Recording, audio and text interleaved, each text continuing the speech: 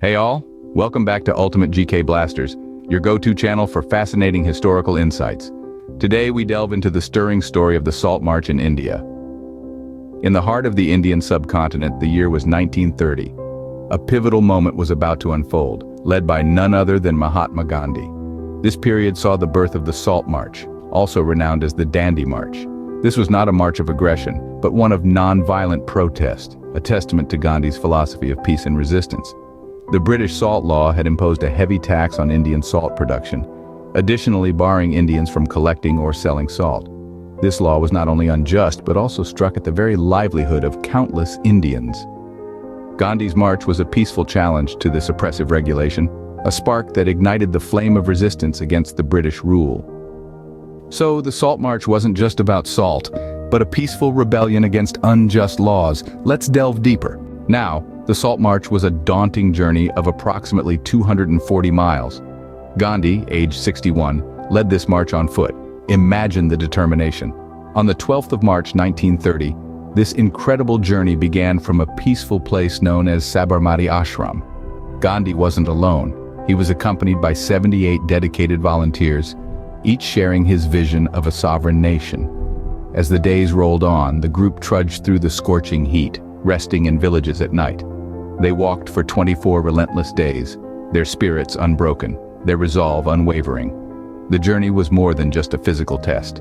It was a symbol of resistance, a peaceful protest against the unjust salt laws imposed by the British. Each step taken by Gandhi and his followers was a step towards freedom, a step towards justice. The journey had just begun, but its impact would echo throughout history, inspiring millions around the world. The Salt March was a pivotal moment in India's fight for independence. But why was it so impactful? Let's investigate. The Salt March, a non-violent act of defiance led by Mahatma Gandhi, was a potent symbol of resistance against British colonial rule. It was a simple act of making salt from the sea, a direct violation of the British-imposed salt laws. However, its impact reverberated far beyond the shores of the Arabian Sea. One of the most significant effects of the Salt March was the international attention it garnered.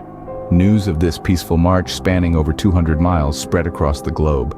It wasn't just a local protest anymore, but a global event. The world watched as Gandhi and his followers challenged the might of the British Empire, not with weapons, but with unwavering determination and a pinch of salt.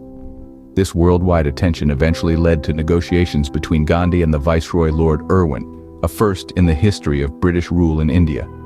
While the negotiations did not immediately lead to India's independence, they signified a shift in power dynamics. The British Empire was now forced to sit across the table and negotiate with the very people they had been ruling over. Moreover, the Salt March inspired a wave of similar protests across India. The common man, inspired by Gandhi's example, joined the struggle for freedom.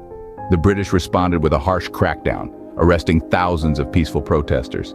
This only further ignited the spirit of resistance among Indians. The British Empire, once revered and feared, now faced widespread criticism. Their harsh responses to these peaceful protests were seen as a gross violation of human rights, tainting their image globally. The Salt March was a turning point not just for India but for the entire world. It set a precedent for non-violent protests and civil disobedience. It showed the world that it wasn't always the loudest voices or the mightiest armies that made history, but often it was the quiet resolve of ordinary people, armed with nothing more than their belief in justice and equality. As we conclude our journey through the Salt March, let's recap the significant points.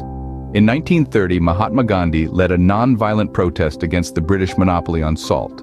This 240-mile journey, starting from Sabarmati Ashram and culminating at the coastal village of Dandi, was a monumental act of rebellion that resonated globally.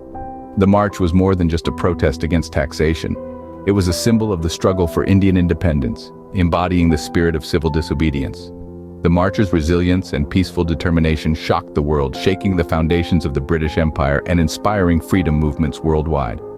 And that's a wrap on the remarkable tale of the Salt March, a testament to the power of peaceful protest. Thanks for joining us on Ultimate GK Blasters. Stay curious, stay knowledgeable. Until next time.